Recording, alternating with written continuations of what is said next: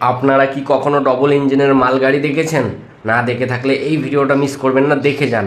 আর আপনাদের কাছে আমার ওপেন চ্যালেঞ্জ থাকলো, পারলে এই মালগাড়িতে কটা ডাব্বা আছে গুনে আমাকে কমেন্ট বক্সে বলে যান।